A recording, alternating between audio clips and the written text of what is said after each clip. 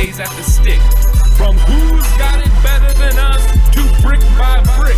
It's always the 49ers way, from off-season to game day. Yeah, we talk back. It's the 49ers Cutback.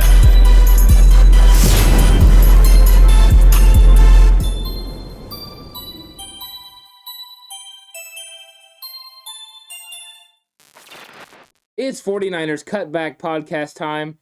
And Alex, there's so much stuff out there right now. There's so many conversations. There's so many questions, so many topics. We thought we would just sit down and have an actual conversation about what is going on with the 49ers. Let's talk, faithful. Let's have a conversation, because I'm seeing a lot of stuff. Some positive, a lot negative. some stuff out there, some stuff reasonable. And I think you and I both, at this point, we're seeing a lot more of the negative stuff starting to seep into normal places where, usually the toxicity stuff doesn't creep into it. It's starting to become more apparent and more relevant than ever, that we discuss and talk about some of the stuff that's going on and some of the things and the talking points that are out there. Number one, to actually converse about it so that you, the faithful, can have a chance to voice your opinions, talk with us in the comment section down below. But also that you and I can get some of this stuff off our chest and our feelings on it, because we're having to read it day in, day out, week in, week out, hour in, hour out, every second that I'm on Twitter, that I scroll by something, every moment that I'm posting something in a Facebook group. It's getting a little cumbersome, man, and I need to get some of this off my chest. So make sure you hit that like button, make sure you hit that subscribe button, and let's have a nice, fun conversation. And where do you want to start with this bad boy? Is there anything specific that you want to start with that we all, you and I, and the faithful and the Cutback crew need to talk about? Yeah, I think first off, I want to kind of talk about Kyle Shanahan. I think that this is a polarizing topic that's really taken hold over the last few weeks. Whether Kyle Shanahan should still be here in San Francisco, a lot of people want him to be on the hot seat. I believe there's frustration, of course, and everyone gave him the pass last year because of the injuries, which they should, because the injuries were absolutely outrageous during the COVID year. But I think that, I think we're maybe getting a little ahead of ourselves with Kyle Shanahan being a bad coach. I think that is a crazy thing that people are actually saying he's a bad coach. He's not a genius. He doesn't know what he's doing.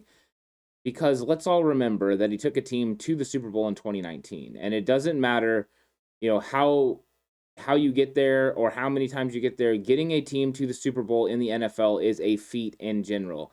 There's a lot of coaches that were never able to do that. Marty Schottenheimer was a very good coach in the NFL, led teams to a lot of winning seasons. No Super Bowls to show for it. So I think we're getting a little ahead of ourselves with Kyle Shanahan slander, as far as just, that he's not good and stuff. Is he maybe struggling a little bit? He could be. But the film so far has showed that it's really come down to execution. Now, like we've talked about before, if you want to blame Kyle Shanahan for that execution, that his team is not, continuously or being consistent in executing, then yes, that is a good, proper thing. You can have some sort of issue with Kyle Shanahan about that, and I believe he would know that kind of criticism is warranted because he's a head football coach. But to say that it's the play calling is inaccurate. It's not the play calling. The play calling is good. If you want to talk about the fact that he ran misdirection, then went away from it, and I know that some of the opposing players said we're glad they did that. A lot of it goes to, you're trying to coach and you're trying to adjust to what the other team is going to do. Sometimes maybe you went away from it a little too soon. I don't know. I want to break it down a little bit more. But I think there's a little bit too much criticism on that, because it's real apparent, because we've seen all the still pictures. We've seen all the videos. Brandon Ayuk, wide open. Mohamed Sanu, wide open. You brought up earlier Kyle Juszczyk coming up wide open. That's not a scheme issue. That's not a Kyle Shanahan play call issue. That is a complete execution issue, whether that is by blockers not getting it done so the play can get off, or by a quarterback missing those guys. Here's the other thing, too, and that this is something that 49ers fans are forgetting. There's teams like the Chicago Bears who were playing this week who have been absolutely a terrible, consistent playing football team since their almost Super Bowl run in that, was it 2018, 2017 season? Somewhere in there, wherever it was, right before San Francisco made their run and got into the Super Bowl, where everything is collapsed in on itself there in Chicago. I mean, that was what, Rex Grossman? That was farther. No, I'm talking about with Trubisky when they had that deep run into the playoffs. Parkey Okay. misses the field goal. He gets the doink, and Oh, that leads to, I okay. think You that's said Super Bowl, and I was thinking I think that's the Eagles. That's the Eagles Super Bowl win that it year. is the Eagles Super Bowl win. So You're that's right, yeah. what, 2017, 2016. Something like that. Yeah, Yeah. that's a handful of seasons ago. That's 5 years ago. Their team has collapsed in and of itself. Offense, terrible. Defense, at times, terrible. Nowhere to be found. It's inconsistent all the way across the board.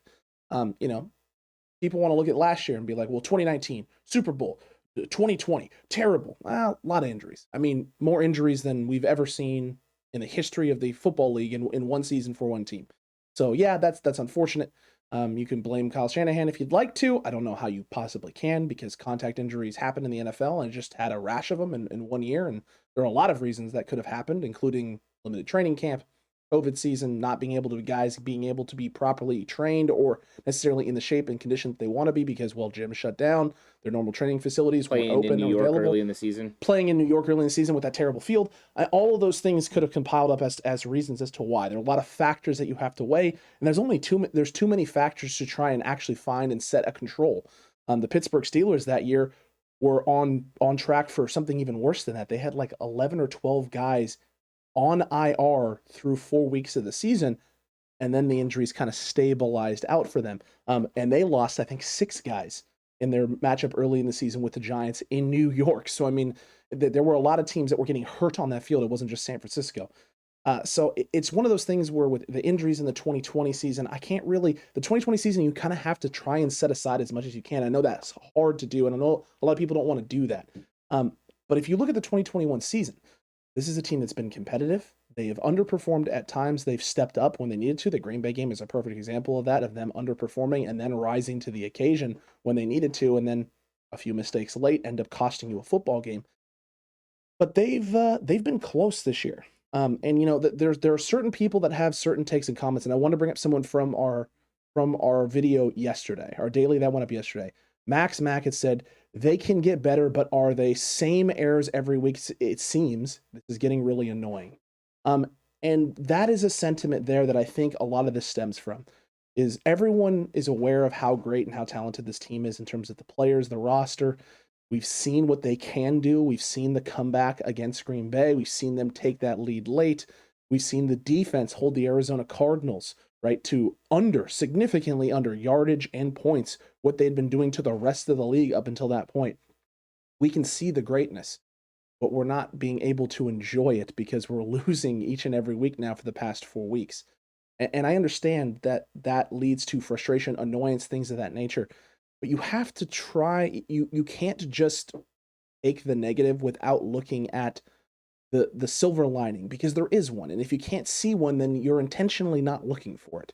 You're trying to not look for it because it's very apparent that it exists and that it's there. And that is, despite all of the bad right now that this team has been through and been under, there are no blowout losses.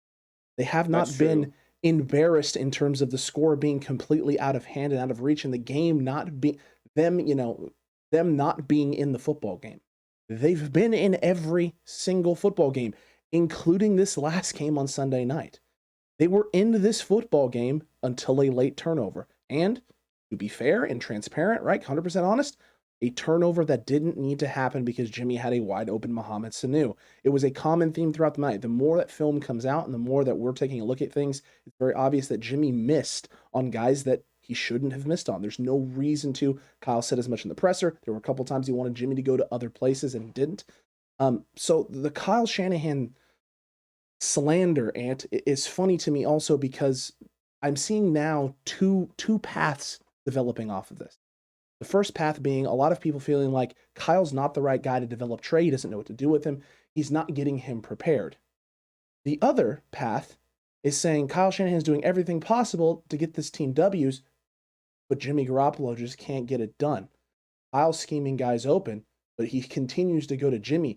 I can't believe he would do. Well, which is it? Because a lot of you people who feel you can't trust Jimmy Garoppolo are saying at the same token, in the same breath, or at least agreeing in the same breath, that Kyle is doing everything right and Jimmy's screwing it up, but then doing everything wrong with Trey, even though he's creating opportunities, playing to his strengths right now. not trying to force him to rely on his weaknesses, really taking his time with this guy, and not doing what the Bears are doing to Justin Fields. Not doing what the Jets have now done to Zach Wilson with a knee injury. Not to do what the Bengals did to Joe Burrow in his rookie season. Throw you out there, take a beating, and hope to God that you survive as a rookie. I mean, look what Trevor Lawrence has been doing. Early in the season, it was rough. Trevor is just starting to find a little bit of a groove, and I don't even know if I can call it that. The 49ers are being patient with this thing that they've invested their time into. And it seems to me that people don't want to have the same standard for Trey as they do Jimmy, and they also don't want to have the same standard for Kyle. Kyle putting the onus on the 8-year veteran in order to do it, they're fine with that. Kyle trying to put the onus on the young rookie at times in his one start, well, that's not okay. That's just not. Well, this has been an interesting season so far because 100%. I think it all starts from the 2019 disappointment of losing to the Chiefs. Everyone left with a bad taste in their mouth. And then all of the offseason for 2020 was all about revenge tour. And there was a build, and there was an anticipation that the 49ers were going to reload and absolutely go take it. This was going to be the year they got back to it. And that completely fell. And everyone even though they said, let's not say revenge tour anymore, they took that same passion that they had and they moved it to 2021. And they weren't going to call it revenge tour. They absolutely were not. But all those feelings were still there. It's like, all right, now though the injuries aren't here, this team is going to get it done. And what we've seen is that Kyle Shanahan and John Lynch made a concerted effort during the offseason. We all know they did. They tried to get Deshaun Watson. That started not to happen because of all the personal things that were going on there. When they heard about Matt Stafford, they tried to do it. Rams took care of business and got it done before the 49ers even had a chance to even put an offer on the table. Have a chance. They looked into other options until the option became, think about it, even right before the draft, they call about Aaron Rodgers. They're doing everything they can to build this team. They decide, they land on the fact that it needs to be Trey Lance. At that moment, they know they need Jimmy Garoppolo because they know where Trey Lance is in development, and they understand he needs time. And so they go, we need Jimmy Garoppolo to bridge the gap to Trey Lance. We've seen Jimmy Garoppolo take us to a Super Bowl. Kyle can scheme it up and get Jimmy there. And so far, Jimmy hasn't lived up to expectations. No. I think there have been glimmers where he has looked good. Usually in the first drive of football games. It looks incredible. Against Seattle. And then, this week against the Colts. Those drives were fantastic. Now, one thing that Frank brought up in our comment section was he brought up that once they get out of the script and these players don't know exactly what's coming and now you've got to think on the fly, that maybe they're not in the right positions. Maybe now they're not executing. So if it is, and I know that's one thing I want to see in the All-22 film, I actually want to count the first 20 plays and let's see how they executed on those first 20 plays of the script. Maybe Kyle Shanahan needs to go to a bigger script. Maybe he needs these players to understand what he's going to do in those situations. Or maybe they need to spend less time on the script and more time on preparing for even more looks. Well, I don't think so because they've done that all offseason. We were there when they were in move the ball drills and they were going through down and distance, and that's when Trey struggled, right? Yep. That is when Trey struggled. So I don't think it's one little thing. And, can they get better? Yes. But with this team, and I think you'll feel the same way, there has been no rhythm.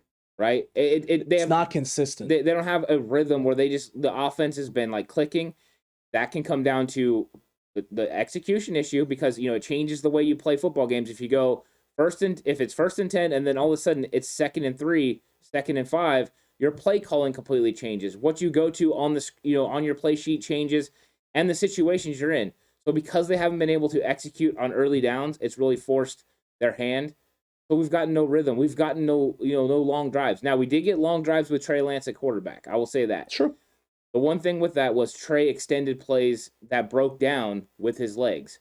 However, in the same regard, he missed wide open receivers. It's a problem. Jimmy's missing wide open receivers. Trey Lance is missing wide open receivers. This was the first week where, watching some of the clips back, and the All-22 film's not officially out here in the U.S., but there's stuff coming out. And people are right now handpicking, right? They're picking out the plays in which Jimmy's missing a guy, and fair enough because they're big misses. They're huge misses. The ones that I've seen so far are not little misses; they're gigantic misses. The deep the Sanu one obviously they're game changing. Yeah. Yes, the Kyle Juszczyk one. And the Brandon Ayuk one, but again, the Brandon Ayuk one, not on Jimmy Garoppolo, 100% on Ross Dwelley not doing his job and securing his block. Let me ask you this, because someone brought this up in one of the comment sections. I was on Instagram, I believe. Okay. And they said, is that in fact a Kyle Shanahan problem? Oh, in fact, it was someone that tagged us. I'm sorry. Okay. Schrader tagged us in it. And he said, is that not in fact, though, a Kyle Shanahan problem for scheming it up to have Ross Dwelley making that block because Ross Dwelley's not a good blocker? Maybe. But I've also seen Ross Dwelley make those blocks on occasion. Well, and that's why I brought up to him. I said, could it be that actually Kyle believes in his players too much at times, that he believes they can actually make plays, and actually trust their skill set to make that play in that situation? And I'm sorry, but all the talk about how Ross Dwelley is tight end too, and we have a great. I mean, I've heard nothing. I mean, do you remember, Ant, earlier in the season when we talked about the possibility of trading for Zach Ertz, adding an additional wide receiving threat and bridging that distance between tight end 1 George Kittle and tight end 2 Ross Dwelley, and how many people told us how silly that was because Ross Dwelley was going to be great. He's bigger. He's going to be improved as a blocker. He's going to be a better pass catcher. Where are all you people now? Because I had my concerns and was all for that idea. Yeah. That idea of making that deal for Zach Ertz made sense to me. Why wouldn't you bring in a guy who can bridge that gap to those 2 tight end sets that Kyle Shanahan wants to run with a tight end in that power slot position like they ran last year with Jordan Reed? We saw how effective it was in the red zone when Reed was healthy. We saw how dynamic that was. Zach Ertz just makes sense. I mean, it just makes sense. He's a proven commodity as a pass catcher, as a route runner. I mean, he can do those things. He's an excellent receiving threat tight end. I remember bringing that up and us being told that we're reaching for content. We don't need another tight end option out there. Okay. So then why are you blaming Kyle Shanahan for having faith in the guy that at the beginning of the season, most of the 49ers faithful, most of the people who are 49ers fans believed you had a solid option in Ross Dwelley? Do you blame Kyle Shanahan for having that faith in Ross that you all had? Is that Kyle Shanahan's fault that he trusts that this guy who's his backup to George Kittle can go out there in space one-on-one on one play and hold a guy off long enough, either kick him inside or hold him out long enough so that Jimmy Garoppolo can set up in the pocket off play action and take a shot downfield? I will say this. It does become a personnel issue. 100%. Because I've known this, and you know this, because we talked about all offseason that we needed to make a move at tight end. Yep. We knew George Kittle was going to miss football games at least some point. He was going to miss at least, the joke was he's going to miss at least 3. Yeah. Well, here we are, folks. He's going to miss at least 3. I think it's actually 4. And we needed to bring in a tight end because there was a huge gap between what Ross Dwelley could do and what we believe Charlie Warner could do. Yep. Now, the problem is Charlie Warner has actually outplayed Ross Dwelley this season. He's now moved up the depth chart. And there's no way that Ross Dwelley, and we've said this, Ross Dwelley needs to be tight end 3. If Ross Dwelley would have been tight end 3, we would have been okay with it. 100% happy. He's tight end 3 right now. The problem is Charlie Warner has moved up to tight end 2, and he's still got a huge gap between Kittle. It was an area of weakness. We believed it. They should have addressed it in the offseason. 100%. That is an onus on them. They brought in guys, Michael Pruitt. They worked out Delaney Walker. True. They did not find someone. We were very high on them possibly taking a tight end in the draft. We thought it was a must move. Oh man, can you imagine right now if we had Kylan Granson, Tommy Tremble, or Pat? Pat Frymouth was going to be a little early. I wanted Tommy Tremble. Or Kylan Granson. Whoa. Tommy Tremble's an excellent blocker who can also exceed in the pass game and would have been developed nice next to George Kittle. Yeah, 100%. But we knew this was an issue. Now, if Kyle Shanahan has to believe that Ross Dwelley can make this play, because when I drew up plays when I was a coordinator, I knew whoever I put there needed to be able to make the block. At times, you will get caught in situations where you have more faith in that player than that player's ability. Well, especially if you're rolling, right? If things are going well or if things are not going well, and you're looking at it going, this could work. Who do I need? Who needs to be this guy? The other thing to take into consideration, You'll talk yourself Alex, into it, is we don't know what happened the play before with Warner, right? If Warner was in, he could have gotten winded. He could have gotten tired. It might have supposed to have been Warner that was out there. Correct. So we don't know why Dwelley's in there. And it could also have been that Dwelley's in there because they think he's going to go out for a pass. So it changes the way it approaches. Well, it did hold that guy in space. I mean, that guy held. He held he goes inside. Correct. Completely throws Dwelley to the inside and goes back outside when he sees Jimmy rolling. Not good. No, it looked like, a young guy getting tossed around. It wasn't a good setup. It wasn't good, and the defender took advantage of it. And I know it's one play, and we're harping on one play, but Dwelley missed a block later on as well. 100%. But this is my thing with this scenario with Dwelley and talking about, this faith and too much faith in one guy. When you look at the rest of that play, you have 10 guys who execute. 10 guys who do their job. Yeah. So is Kyle Shanahan really that bad at understanding his team? I mean, he hit 10 out of 11. Is he wrong about Dwelley in that situation? No. My belief is that he's right about Dwelley, and Dwelley just doesn't do what he's supposed to do in that moment in time. Is the moment too big for Ross? Potentially. Potentially, it's just too much for him in that point in time. I don't think it was. I think it was actually a well executed as far as designed play. I believe 100%. The play was well designed. Brandon Ayuk was going to walk into the end zone. Jimmy Garoppolo adjusted his role. He didn't go all the way out because he saw the defender throw Ross inside. Sets up. Adjusted the roll. And he actually does. I know a lot of people saying he needed to climb the pocket. He actually does take 2 or 3 steps forward, and the ball gets tipped as he throws it, and he's not able to get the ball to Brandon Ayuk. He was trying to, and Debo catches it, holding on Ross Dwelley, so the play's over. But I didn't think it was a problem from Jimmy Garoppolo. Now, I heard a lot of people saying he needs to throw with anticipation. This is one of those ones where Brandon Ayuk is making a double move. He's got to wait. He's got to sell out for this. At 15 to 20 yards. It's not a double move at 5. No. It's a double move at 15 to 20 yards. Yeah. It's going to take time. That's why you have the boot action, is to give Brandon the time to get downfield. Then from there, Jimmy's allowed to set his feet. And by the time he's setting his feet, Brandon should be finishing or coming out of the double move, and now Jimmy can throw. The problem, Jimmy has to set. He has to half roll. He sets early, which means Ayuk is just getting into the double move, and now the timing is off, and that rhythm aspect is not as complete as you would like it to be. These are the things, right? I see a play like that and think that's the perfectly timed, perfectly called play at the right time. You have 10 of 11 guys who execute. You have one guy who doesn't. The only other thing you could do in that situation, right, is get a different guy in there. Who are your options? Kyle Juszczyk, who you have doing something else on that play, takes away from that. Charlie Warner. Questionable other option out there. I mean, can Charlie Warner make the block? You hope he can. But Ross Dwelley coming into this game is tight end too. If he can't do it, how can you possibly expect Warner to do it? And then this is where people will branch off to the next thing off of this. Well, if we just had George Kittle healthy, then we'd be fine. So just trade George Kittle, get yourself some draft capital, and get yourself another tight end who can stay healthy. Folks, these tight ends are not a dime a dozen. They don't exist. George Kittles of the league don't exist. They don't grow on trees unless they play at the University of Iowa. But they don't typically grow on trees.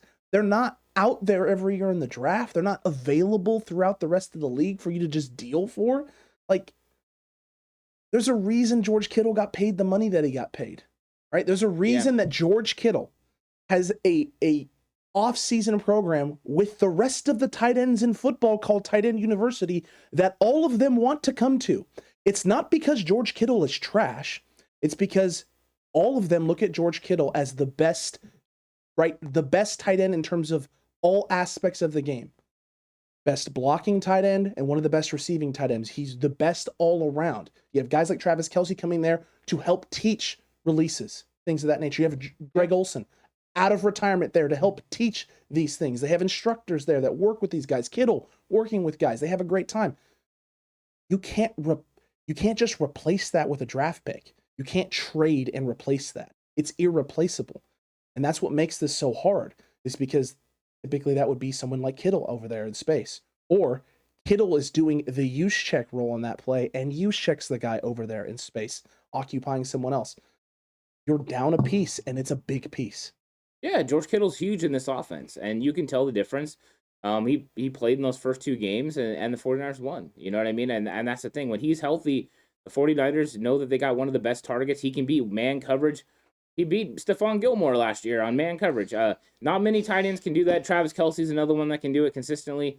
Those guys are, some of the best in this league. So you need him out there, and I guarantee he's been a huge miss in this offense. And that's just one thing. When you start missing guys, we were missing Elijah Mitchell for some of these games.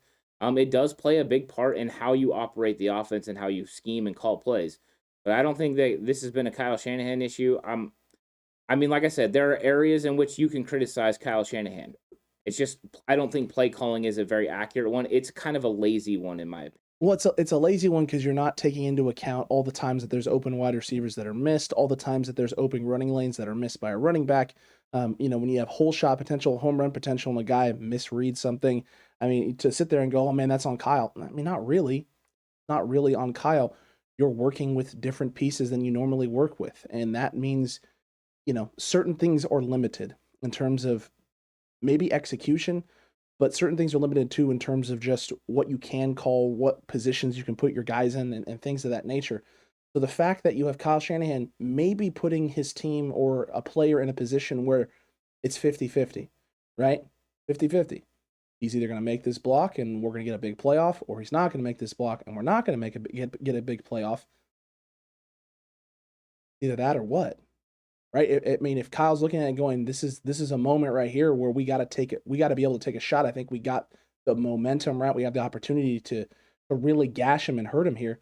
Do you want him to sit on his hands and run a draw play? Do you want him just to throw another screen pass? It's going to get dropped by a wide receiver. I don't think so. I don't think that's what people want. Well, I don't think so either. But then again, there's a lot of people, frustrated when these things happen. And why is he putting Ross Dwelly in that situation then? Or, why is he throwing a tunnel screen to Jawan Jennings? Jawan Jennings isn't. We've seen Jawan Jennings catch tunnel screens and take them for big plays. Yeah, he went against Philly and made a nice play. Caught a touchdown against Philly. Yeah. Jawan Jennings is an NFL caliber receiver, and when he's out there, especially in games like that where he's asked to be a blocker, I know he didn't grade out well, and that's because he dropped the ball.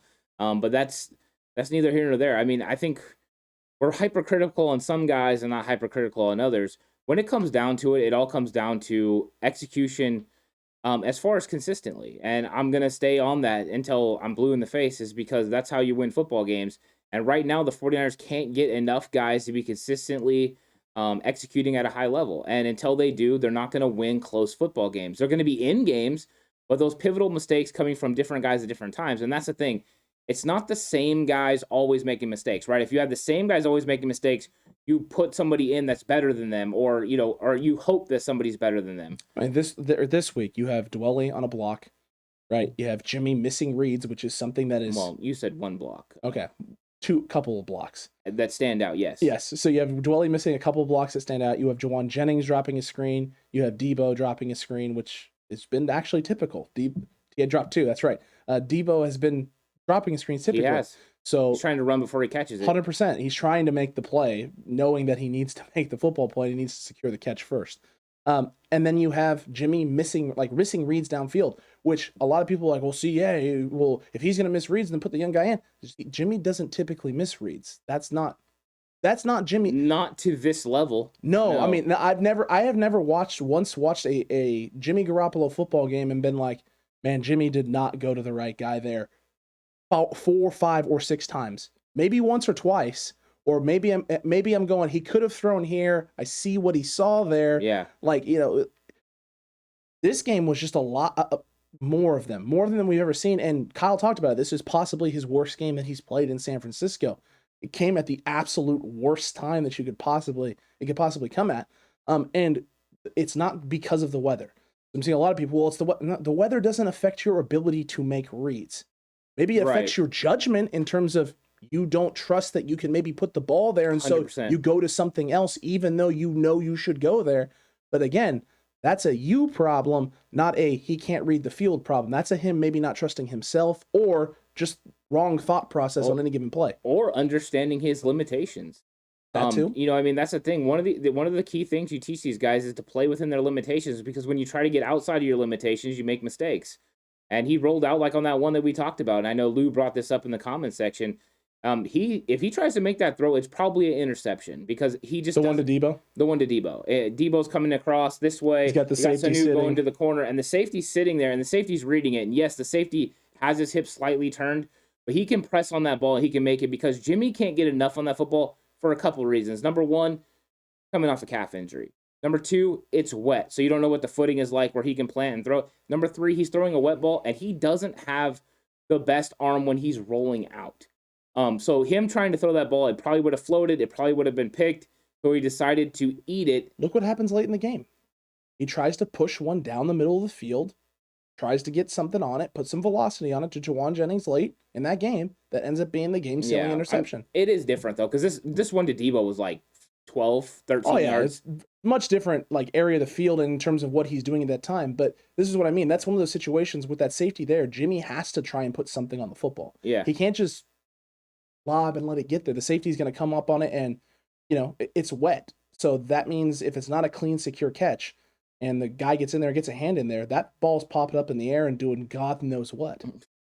Yeah, I mean, Jimmy had a bad game. I think even Jimmy will tell you he didn't play his best football in this football game, and there were missed opportunities. And I think that there were missed opportunities in other areas too. Whether Kyle went away from the misdirection too early is another story. We'll see. I'm looking forward to breaking down the All-22 film and really getting into whether that is the case, and could that have something to do with the overall scheme and how these players are able to operate once they get off script.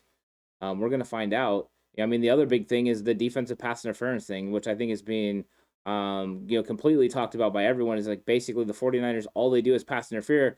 And I've seen people saying, it's Norman, it's Mosley, but really this has been all season. Deommodore Lenoir was getting pass interferences pretty much continuously. I mean, and even ones that he didn't deserve, he was still getting. So it feels like the 49ers defensive backs are either doing something wrong with the way that they're playing it, and sometimes coaches teach you to do a little bit of things that maybe you could get called, and you're counting on the refs not calling it. I mean, the Legion of Boom was famous for this. They're not going to call it continuously. Richard Sherman got away with bloody murder the entirety of the time that he was a Legion of Boom member. Like the entirety of the time. Sometimes your defense, right? The moniker, how people view you, can change how things get called. Perception is key. And the perception has been that the 49ers secondary is weak, not good. So when guys get handsy, those are throwing flags. Well, it's also because the NFL wants points. That too. The NFL wants people to score points. So they're going to be a little bit tougher on defensive pass interference, not as tough on offensive pass interference, because they want points. Points equal ratings, points equal fantasy, points equal betting. All those things are big money for the NFL. So it's going to continue the trend of offense, and they don't want games to have no scoring. They would have hated for that Sunday Night Football game to be like 10-3. They needed points in that game, and they needed things to happen. So they have an emphasis on pass interference. I mean, defensive pass interference has been an emphasis for a while. It's the reason they removed the challenge of the defensive pass interference. They want that completely in the officials' hands. I don't even know why that was even a rule, because that entire season that it was allowed to be challenged, not a single one was overturned. What was the point? Because they wanted to make it look like they were going to look at it. Yeah, but that's what the NFL does. They do that with everything, whether it's concussion stuff and the testing, the concussion protocol testing, which only matters if you're not named Patrick Mahomes or a star in the league, or this with the pass interference stuff. I mean, it's a bunch of nonsense. I mean, the fact that you're not allowed now, Ant, to get hype after a big play, a big hit, talk a little smack with your boy, slap him on the butt without drawing a penalty flag too, is absolutely nonsensical. I mean, the game is... Well, the NFL has done this, right? The NFL has done that with the player celebrations for a long time. Celebrations, Remember, you weren't able to celebrate as a group. Now you're able to celebrate as a group. No props, though, still. Yeah, no props. They're wanting... They go back and forth, depending on what they feel the market wants, and that's what they're going to continue to do because they're a business. As far as the penalties go, the 49ers are getting... Some of these penalties are legit. So do they need to fix the way that they're playing defense? Sometimes. Yes. But there are contexts with these. Like I talked about on Face Off, with the one with Josh Norman, there's a blitz coming off the outside. So Josh Norman, as the intelligent football player that he is like, that blitz is coming. I'm going to sit on this route at the sticks because he's going to break off, because obviously there's a red alert here, right? He's going to break it off. They do not do that, and they end up picking up enough where Wentz is able to throw the ball down the field to Pittman. This is something similar you would have seen from Richard Sherman, something you would have seen from Jason Verrett. Now, the only difference is Verrett is more athletic, and he would have been able to get there. And Norman wasn't quite able to make the play and got the pass interference call. But that is just a smart football player trying to make a smart play. and he got taken advantage of because the blitz didn't get there. But I don't really hate it. As far as K'Wan Williams, he's making up ground. That one's kind of whatever. That's not. Emmanuel Mosley's was a legit pass interference. Why are you hugging the guy? The one in the end zone, yeah. He literally puts his arms on the outside of him. I got upset. I laughed at first, and then I laughed, and I was like, he got his arms on him really early. And then I watched it, and I was like, dude, come on. I mean, you've seen, because a few of the other ones early before that, because he had the Josh Norman one that was, and then he had two more leading into that Emmanuel Mosley one. The Tart one was too. The Tart one was also, but that one I think comes after. I think that one comes after. After the Mosley one? After the Mosley one. It could have. But there were two other ones before that, and I remember the two other ones being like, I don't know what you want a defender to do. Quarterback underthrows it 4 yards, and DBs who are making up ground and trying to stay with guys are just supposed to magically know that the ball's 4 yards and the receiver's just going to stop and be like, oh, I'm getting hit. I can't go back to the football. Get out of here with that nonsense. Stop bailing out quarterbacks for making terrible throws. Yeah. Like NFL, I'm all for you wanting there to be points scored. But can we not reward terrible quarterback play? Don't do it. Don't reward terrible quarterback play. It just doesn't make any sense. You're not actually helping the game. You're making the game worse. But I'm watching that. I'm watching those type of things, and I'm watching that Emmanuel Mosley one. And I just start laughing. And when they show the replay, I'm cracking up even harder. And Megan looks at me, she's like, "You're all right." It's just like, it's just funny at this point. It just is. It's just like, no matter what happens, no matter what we do, no matter how many times we put ourselves in reasonable situations, somebody just decides to forego all logic and coaching points, because there's no coach on the 49ers staff that's telling Emmanuel Mosley on a fade route near the goal line that as he goes back, as he gets off in his release, make sure you go up there right before the ball's up in the air, put your arms on the outside of him and hug him. There ain't no coach in the league for any team. I hope not in high school, but we've seen some people who coach high school. There should be no DB coaches out there. Yeah. Teaching that as a teaching point is something that you should naturally do. That's something that someone's doing in a moment because they feel like they got beat. They're trying to slow the guy down. They're trying to get him off balance and off kilter before they go up and make a play. And you're going to get called for that kind of stuff. I have been in clinics with some of the defensive backs coaches from all over the country, whether they were college coaches or NFL coaches. And there are things that they say at every single one of them. I'm surprised by that. Yeah. Number one, it's all about preparation. You got to make sure you understand by the alignment of where the receiver is, which routes he can run. Because if he's farther inside, he's got outside routes he can run. And then everything is about that. So you start off with that. That's preparation. Hold on a second. You mean to tell me that the ball's on the short side of the field, the guy's out wide, he's not going to run a corner? Yes, that's crazy. But there are little things like that. It starts with preparation, and then after that, there are all kinds of rules. Now, number one of the main rules is you want to have contact with that receiver at all times. So you want to have a hand on him. That doesn't mean a hand on the shoulder. That means a hand on the hip. You want to have a hand right on the hip, and you want to run with him. If you're in man coverage, your focus is on that guy. You don't look at the quarterback. If you're in zone coverage, you're going to read the quarterback early as you take your drop. As you go, there are little things. If you lose contact with that receiver, you turn and you run full speed until you get contact with him or until you see his hands or his hands go up, usually hands, and you put your hands up with it and try to stop it, or his eyes get big. Those are the coaching points. If you feel like you are beat and there is nothing you can do to stop him from making the catch, you absolutely tackle him and prevent him from making the catch. Because you don't want a touchdown. You'll rather take the pass interference. Put the ball at the one. Now you go earn it. Those are the coaching points every single defensive back coach teaches. No one teaches the hug technique.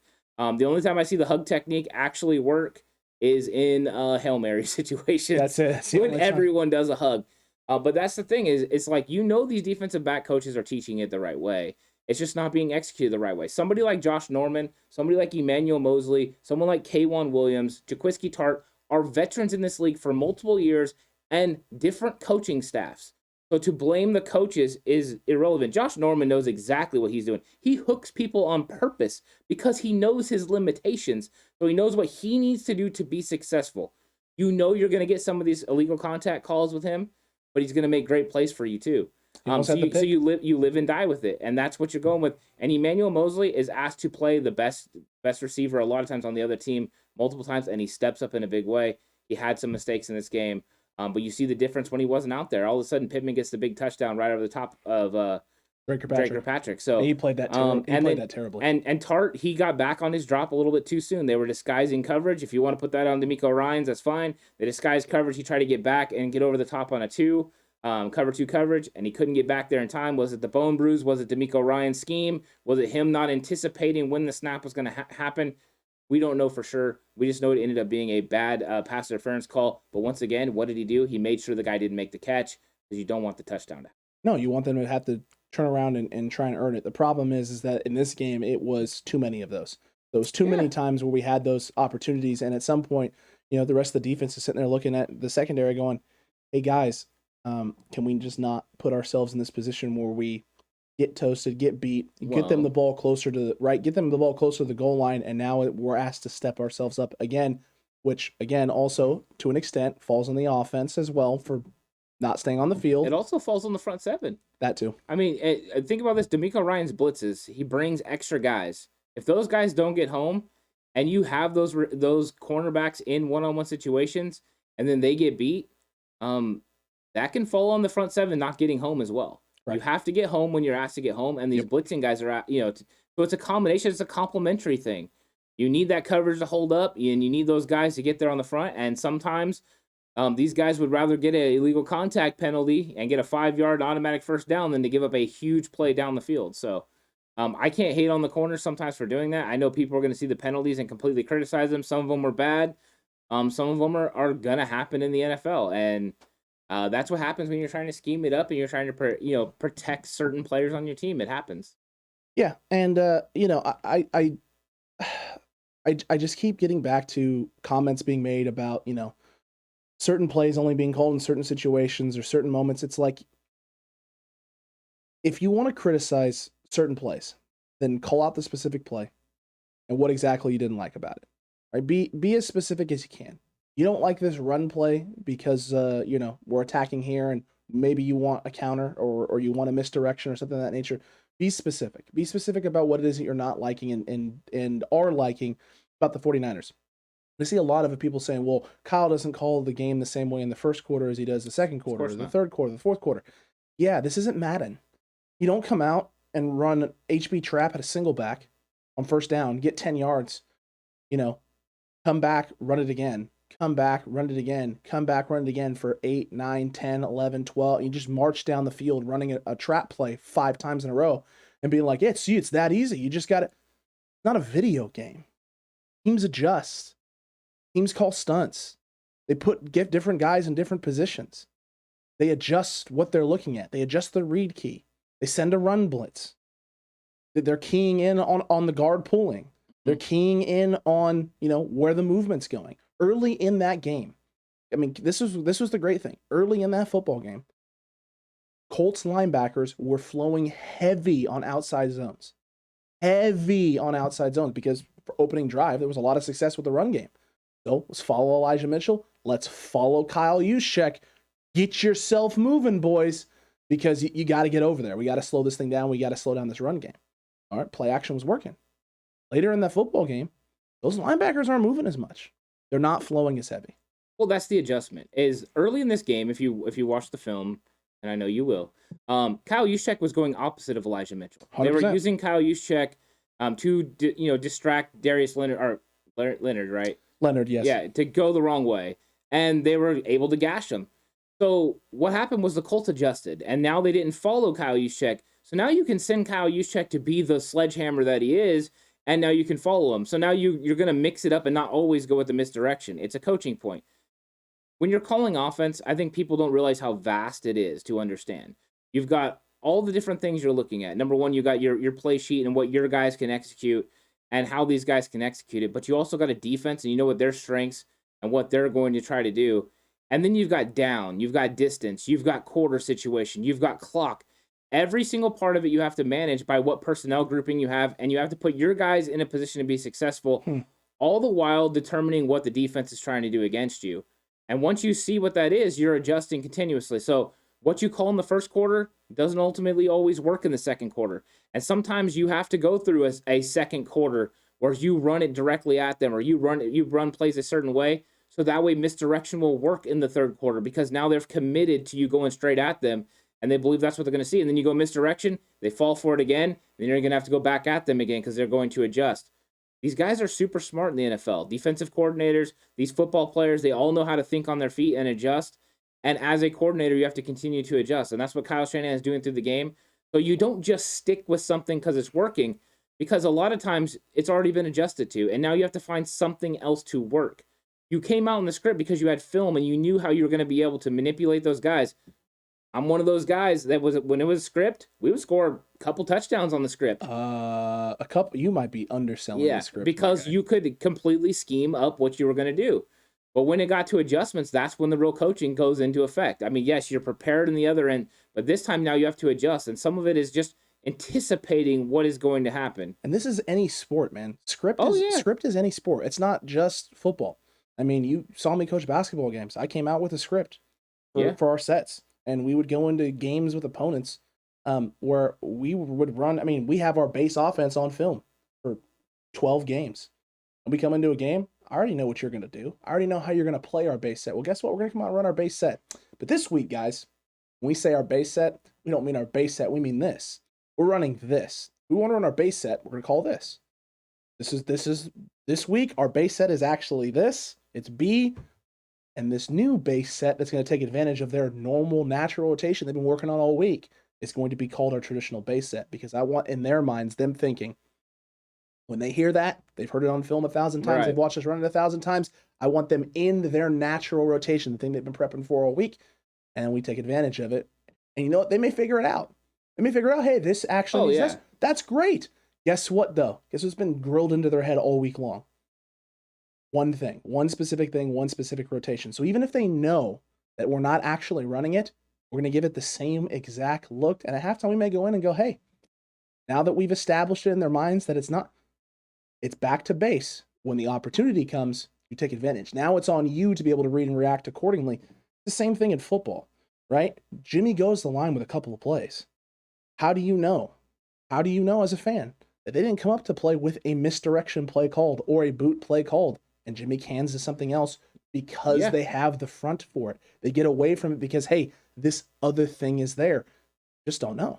No, you don't. And you also don't, I mean, without breaking down the linebackers and how they're reacting. Correct. You don't know how they were responding to misdirection. If they start ignoring Kyle Juszczyk going the opposite way and they're going straight after your running back, you don't run misdirection anymore. It's just not going to work because now you're outmanned. So now you go right at them and you take advantage of that, or you run play action and come off of that. And if the linebackers aren't respecting play action, then it kind of deems play action irrelevant. Because now those linebackers don't step up, and it doesn't create that lane for Jimmy Garoppolo to hit those intermediate passes over the middle that he wants to. Now, he still was successful in that area. That's usually where he is. That's where he operates. It's outside the numbers and deep down the field that he struggles. But in his land, he was still able to do it. But all those things play into it. And as a play caller, you're going through it, and things that you might think are going to work don't. You adjust. It's all about adjustments. So no, you don't. You're not going to run the same things in the first quarter that you ran in this second quarter. Now, if you think all of a sudden because of adjustments they come open in the second quarter, yeah, you go back to it. But I mean, Bill Walsh didn't run sprint right option the entire game. He ran it at particular times, and he ran certain things to be able to take. Think about it. 4 all go was something he ran in a game. He called it against the New York Giants, and he put it in that week, and he ran it against them, and it was something that he saw on film, and he was able to take advantage of, and the 49ers won a game because of it. Yep. He had Jerry Rice deep. Everything's about adjustments, and everything's about going, but on those plays, you know what the difference was for Bill Walsh is things were executed. And the difference is he had Joe Montana. He had Jerry Rice. Kyle Shanahan does not have those players, and if he did, I tend to think that they would execute at a little bit of a higher level, but the whole thing is about, developing these other guys. I still believe Kyle Shanahan is the guy to develop the players. I haven't wavered on that. I still believe he's making the right calls. I believe in the organization. What I don't believe is that they're executing at a high level. And if you want to put that on Kyle Shanahan because he hasn't got his coaches, points together where he's gotten his coaches coaching the right positions, his position coaches.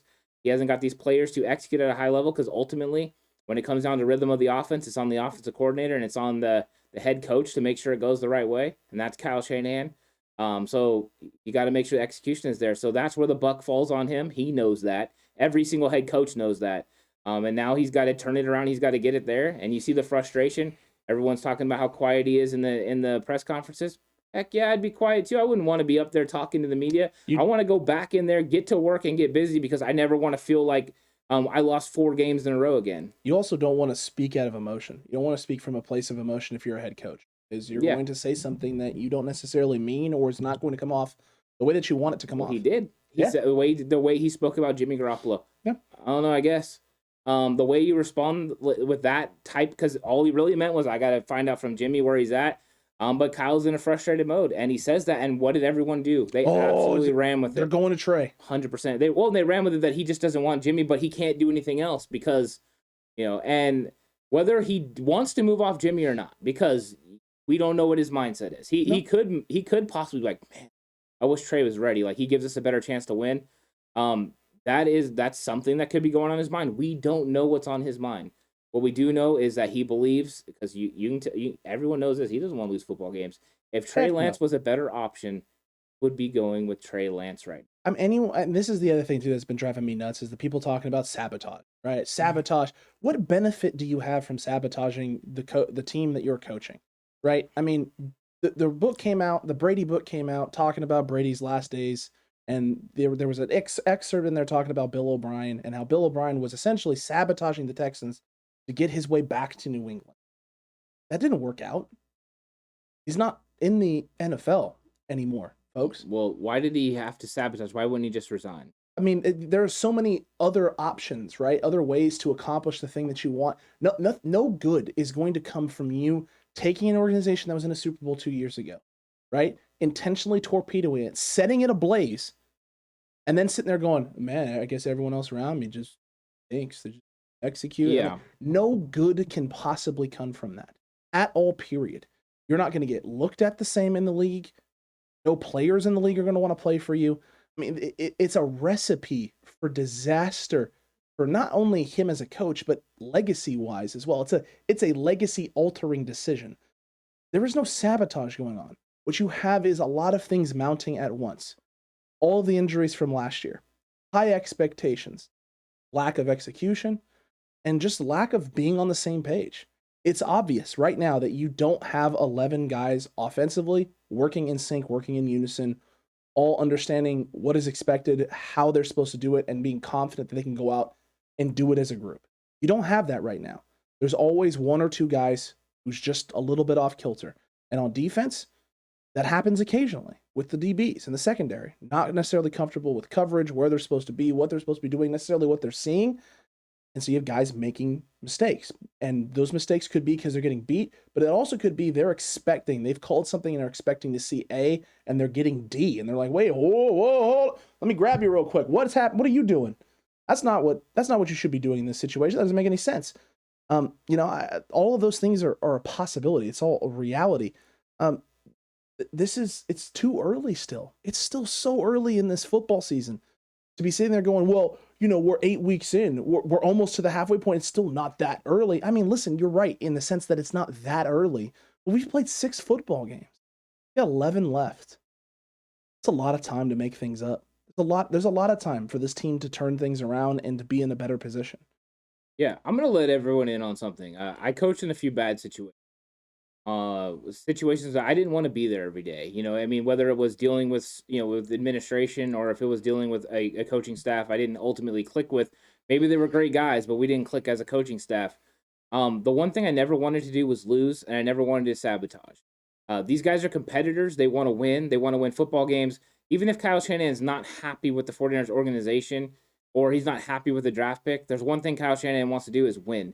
Winning always trumps everything, and that's what's going on right now. He's trying to win football games. It's not working out. The sabotage thing is a joke. Anyone that's peddling that sort of nonsense, keep it to yourself. And if someone is peddling that nonsense and they are an actual reporter, or anyone that claims to be a reporter, it's time to turn the page on them, because they're not about that. They're about getting something else that's not actually about this, because Kyle Shanahan does not sabotage a football team. That's not what he's about. He's about winning football games. He's about being a head coach in this league. And he wants to win, and he wants to be successful, and he wants that recognition from being successful.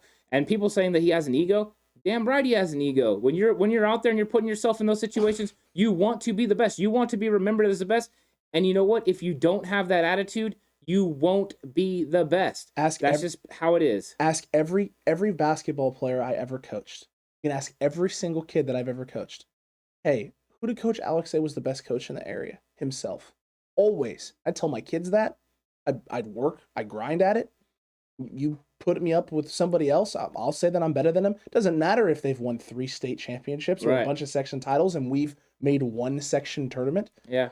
I'm going to tell you that it's me, and then I'm going to go out there and try and demonstrate it each and every day, each and every practice, film session, no matter what it is. And I'm going to make mistakes. I'm going to own those mistakes, right? Kyle's the same way.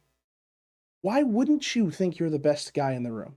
Why wouldn't you say, yes, I'm the best coach in the NFC West. Yes, I'm the best coach in the NFL. Why wouldn't you believe that? Well, think about it, though. He believes it. He 100%. Doesn't say it. No. People were saying it about him. Correct. Because he's that guy. I mean, he is mentally, he's one of the better coaches in this league. I mean, he can, the way he schemes things up, the way that he thinks of things is a different way than everyone else. And that's why so many people from that tree are starting to have success in the NFL. I mean, like LaFleur, like McVay, like lots of coaches. Oh, yeah. And I mean, trust me, Kyle is not going to be shook by this. Kyle is frustrated by this. Correct. Kyle's not questioning whether he's still a good football coach. He knows he's still a good football coach. He's frustrated that he can't get his players to play at the level that he expects them to play at. He took onus on himself. He said, this is on me. And I think that the players know. They know they need to respond, and they're going to get this done. But they're in a little bit of a quicksand right now. And the harder they battle against it, the deeper they can go. What? I think they might need to let go a little bit. Just relax, take it back. Don't put so much pressure on themselves. Go out there and just let the game come to them.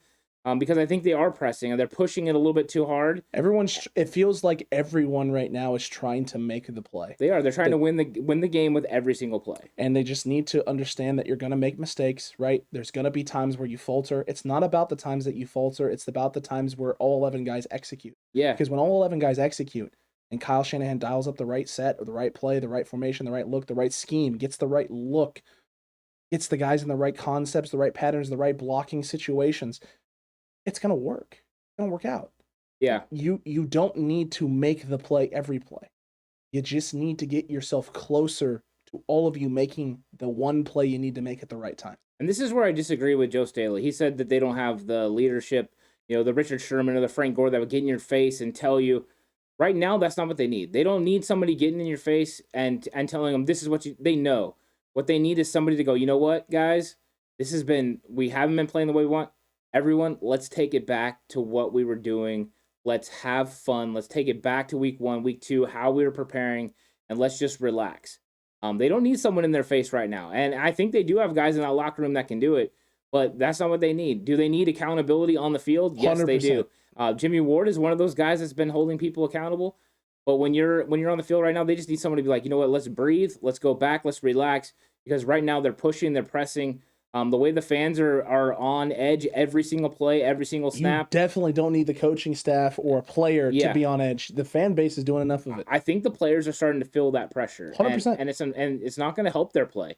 All the people that think putting pressure on these guys is going to be better, it's not. But they've started a movement, Ant. Started a movement. Yeah, they started a movement of people blocking them because of their terrible takes. Don't be those guys. I mean, just don't. I mean, if you want to criticize, you criticize. Like you do what you want to do. I'm okay with that. If you want to say, that Kyle Shanahan is not a good play caller, that's fine. You say it. But when you start getting outlandish with the whole sabotage, he doesn't want to win. He's trying to purposely hurt the development of Trey Lance. All that stuff is completely outlandish, and I think at that point you lose all credibility.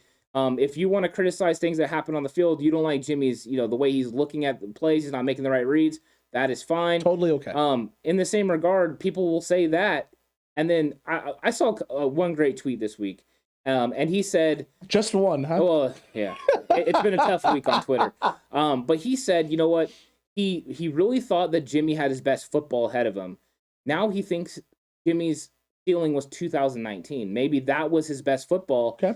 And now he thanks Jimmy for everything he's done, but he thinks he's ready to go for Trey. I think that is a very logical statement to make. 100%. I have no problems with that.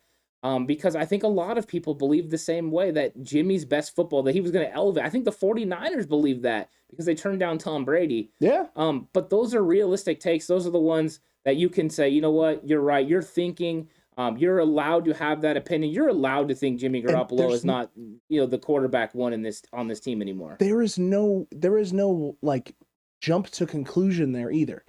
No. You're looking at the precipice, right? The whole saga of that is Jimmy Garoppolo.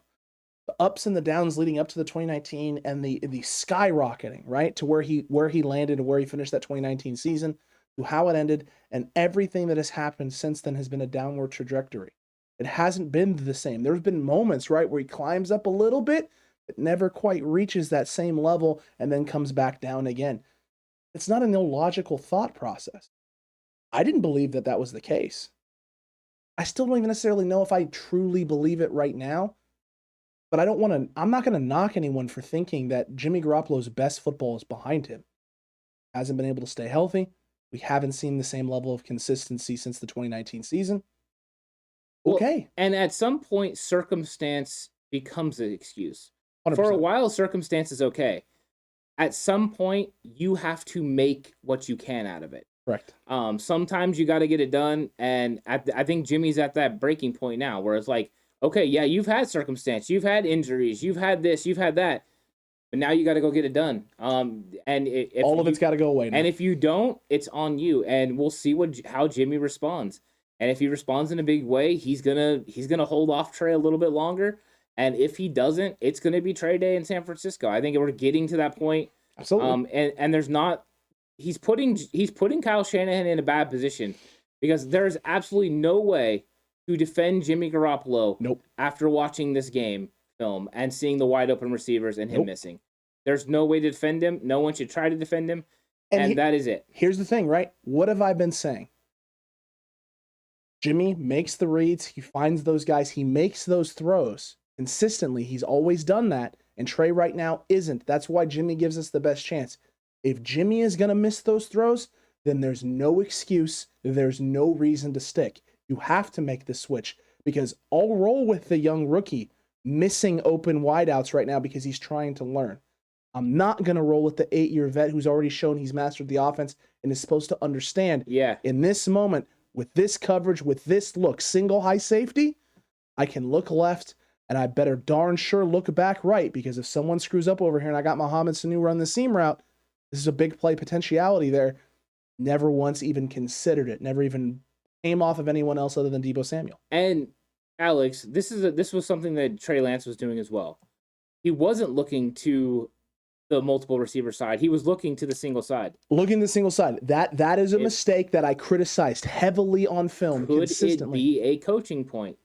If it is, that needs to get fixed. It needs to get fixed 100%. Now, Kyle Shanahan brings it up in the press conference that it's missed.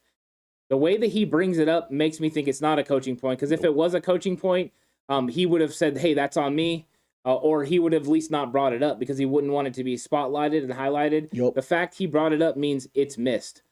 So that is a quarterback thing that both of them just aren't picking up on. But yeah, they need to get it figured out. We need better quarterback play in San Francisco, whether that is Jimmy Garoppolo elevating his game or Trey Lance getting to continued development where he's able to execute it, but it's getting dangerously close to being no more Jimmy Garoppolo. I mean, I'm saying dangerous for him. Correct. No more Jimmy Garoppolo as the starting quarterback in San Francisco. It's not dangerous for the 49ers because if he's going to continue to play at the level that we just saw in this last game, then there's nothing dangerous about this for San Francisco. You can get the same exact sort of things from Trey Lance in terms of missing open wide receivers. You can get that from Trey. You don't need that from Jimmy. I understand Jimmy's got his limitations and that Jimmy will at times make the wrong things and make the wrong reads. And hey, look at that. I'm a member again. Yeah. Look at that. It's crazy. But the one thing with Jimmy that has been consistent throughout his time in San Francisco, Ant, is the fact that he finds the right guy, he diagnoses the play correctly, and he puts the ball typically to the right guy in space. Sometimes he trusts himself too much and tries to put the ball in places that he shouldn't. Because the window's too tight, the guy is not as open as we think, and it's just a little bit more of a risky throw. Maybe there was a safer option, or maybe you should just throw the football away and live to fight another day. That's not what happened Sunday. Sunday was not one of those days. Sunday was one of those days where Jimmy Garoppolo looked I mean, it's fair to say that Jimmy looked lost at times or didn't look comfortable with what he was seeing. Maybe that's a coaching thing and a preparation thing, but the amount of guys that are wide open, that are being missed, and those guys are putting their hands up on film because they know they should be getting the football, tells me everything that I need to know. No one is telling Jimmy to not find them. No one is telling Jimmy to put the ball somewhere else. They came off, Kyle Juszczyk, Mohamed Sanu, Brandon Ayuk, all of them come off with their hand up. They know as soon as they make the break, here it is. Got it. Did it. We did it. That's what they're thinking in their head, right? We got it. We got it. We got it. What? What's going on here? What's happening? One guy not executing when he's supposed to. Sometimes it's Jimmy, and there was a lot of Jimmy in this last game. Sometimes, right? Jalen Moore getting downfield on the play, on the pass downfield. Rookie making a rookie mistake, right? Something that probably doesn't happen in college for him. It's not something that happens, and even if it does happen, good chance an official is going to miss it in college football as well. Or whether that's Debo dropping screen passes or fumbling out in open space. I mean, consistently one or two guys screwing up when the time is not opportune. It's not the moment for us to make a mistake. But the 49ers can clean that up. And I know fans feel like it just feels like the same mistakes over and over again. Not. It's different guys making different mistakes. It's just consistent now. It's consistent with that. And the 49ers, when it's consistent, right? When you have guys consistently screwing up at the wrong times, most of the time, it's because you're pressing, like you talked about. Just doing a little bit too much. You need to do a little bit less. Let the game come to you. Let the decisions and the actions come to you. Let everything come to you. Don't try and force the issue. If you try and force the issue, you make it worse. Sometimes you make those plays. A lot of the times, though, you start working outside of yourself. You're doing more than what is expected of you. You start doing other people's jobs. And the minute you get to that point, you're no longer doing your job. Yeah, as soon as you start doing that, then it creates holes and problems. We had a miscoverage, mishap with Josh Norman and Jaquiski Tart on the touchdown to Mo Alley Cox, where they got crossed up. Norman went inside like he was playing man coverage, and Tart stayed with the receiver. So I don't know if there was supposed to be an IO coverage with inside out, or one guy stays on the inside, the other guy stays out, or what the plan was. But there was a lack of communication there, which is shocking coming from Norman and from Tart, because two very experienced football players in the league. We've seen Josh Norman consistently point things out, right? And tell guy, hey, this is coming here. This is what we got. Hey, you're here. I'm here. I got this. That was one of those times where it didn't happen. And it should have been IO because 100%. It was a rub route. So 100% it should have been an IO call, and Norman should have been sitting on Mo Alley Cox, and it should have been a give because it was an RPO.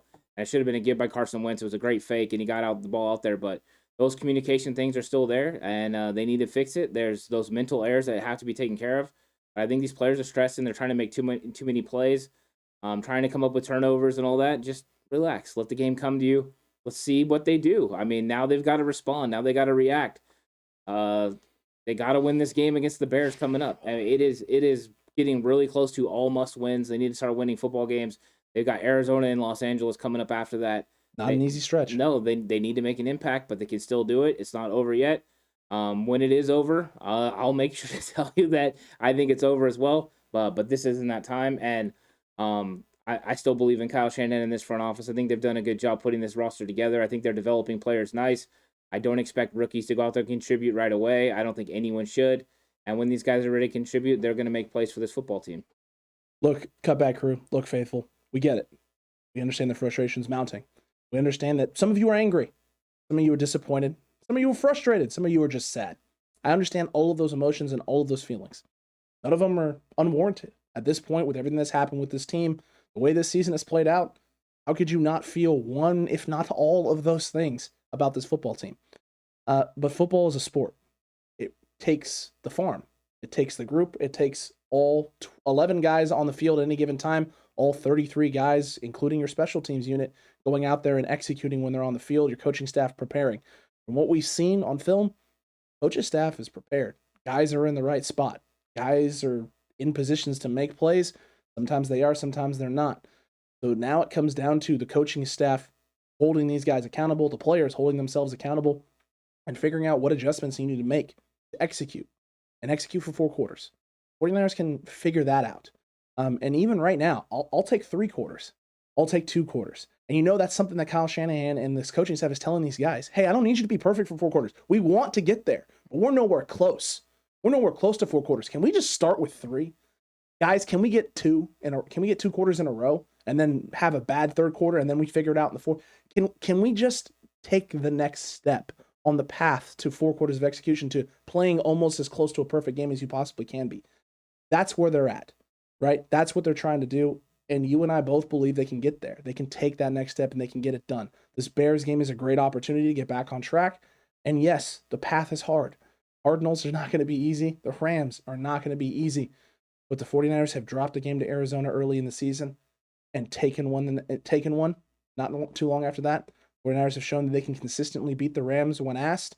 And the 49ers always are fairly competitive with the Seattle Seahawks. So winning out the rest of these NFC games, or even just splitting with all of these teams in the NFC West, is not out of the realm of possibility.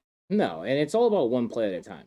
I mean, that's about how you simplify it at this point. You don't want to think too far ahead. You just want to play one play at a time, execute that one play, do my job.